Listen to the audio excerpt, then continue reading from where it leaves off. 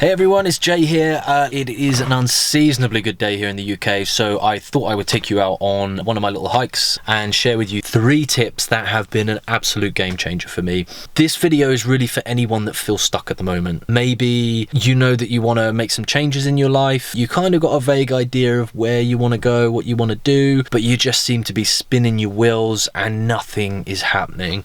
I've been there. Believe me, I know how frustrating that is. Despite all of the good advice I could find, videos, courses I took, there was only so much information that I found actually helped me. There are some small changes that I've made recently that are starting to make a big difference.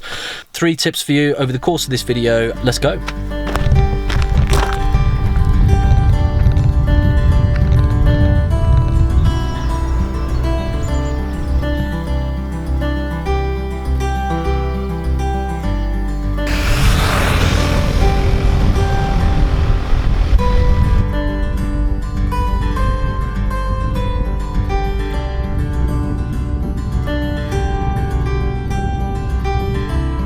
So, the first piece of advice I have for you guys is to follow your passions.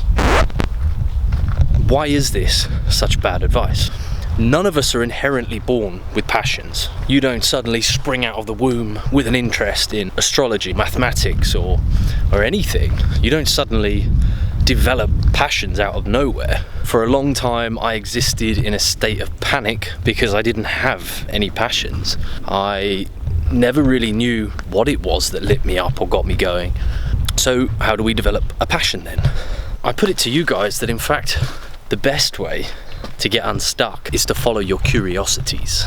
Curiosities are slightly different. We all have them. I've been curious about what it's like to be a DJ, an actor, or to start a YouTube channel. Those curiosities are things that you should be following. So, I want you to try to reframe passion. I want you to change the word passion to curiosity. I always remember my nieces and my nephews growing up because one week they'd be into football, the next it would be video games, then it would be makeup, then it was something else and something else. One day football would interest them, they'd join the team, they'd find out if they like it, they'd get stuck in. We developed this intellectual curiosity but never actually testing it. Those lucky enough to be following their passions as an adult were simply lucky enough to stumble across that passion when they were exploring their curiosities and bold enough to make the moves to pursue that passion. So do yourself a favor right now, grab a pen and paper or just pull up the notes on your phone and list at least 10 things that interest you. You don't have to be super passionate about them, but just maybe something that you've been slightly curious about. Now, you can go on websites like Meetup, Facebook community groups. There are all sorts of ways of dipping your toe in the water without committing. And so you can see that by reframing one simple word, passion, to curiosity, suddenly we can start to take back control.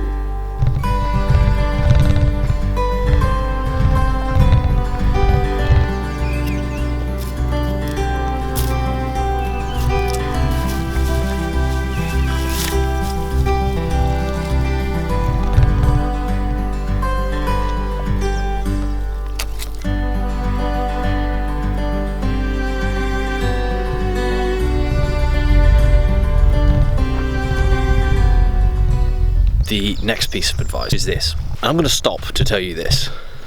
Stop thinking and take action. This one really did hold me back.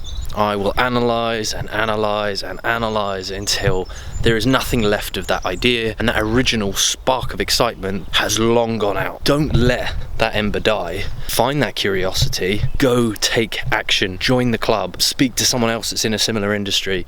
The problem with overthinking is that you will analyze the thing to death. So a really great example of this is that I went over to my mum's one weekend for dinner. And she'd been telling me about how she was really unhappy at work and she was listing all these things that she really didn't like about it. She wasn't being paid enough, she was working more hours than she was supposed to, she had a lot more responsibility than she wanted. And so I said, okay, yeah, what would you like? She had to think about it, and she said, well, you know, it would be nice to have more money, to work less hours, maybe to have more of this part of my job but less of the other part that I don't like. And just as a passing comment, she said that her friend had recently changed to a very similar industry to the one that she was looking for, and not only that, but the business was actually next door to her company. I said, okay, why don't you give her a phone call right now?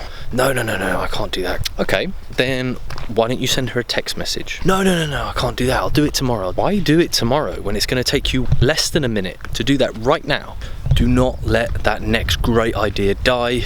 Go and do something right now.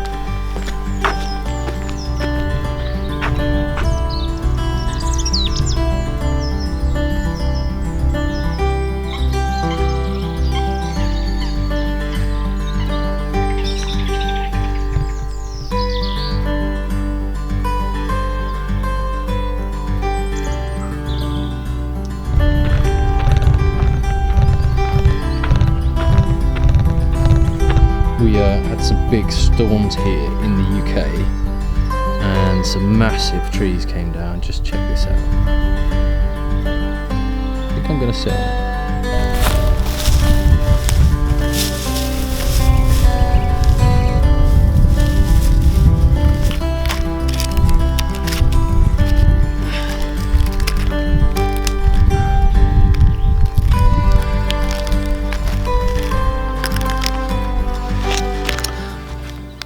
I've been fortunate enough to have some really great mentors in my life. There's one theme that seems to come up quite often, and that's the idea that there are multiple versions of you that exist within your head. Stay with me here. That's not to say that you're a schizophrenic. There is the child you, the teenager you, there's an adult version of you, and all these versions are always interacting with each other.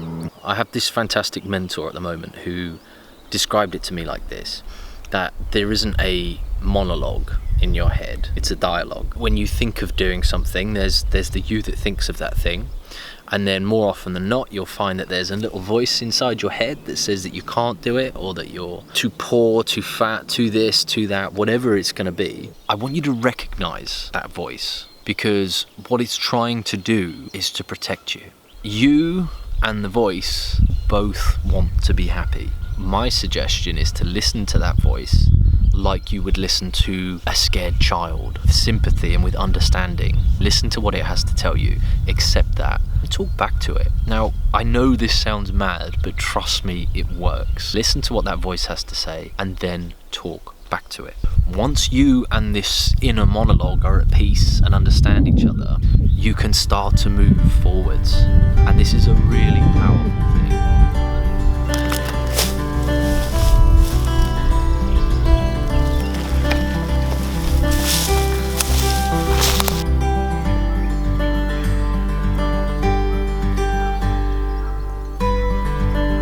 The way I see this, you've got two options. You can either continue to do what you're doing and you'll get the same results. If you're happy with your life, then that's absolutely fine, but my guess is that you wouldn't have clicked on this video if there wasn't something that you wanted to change. Be that change. Most people sit around their whole lives waiting for some kind of message. Let this be the message.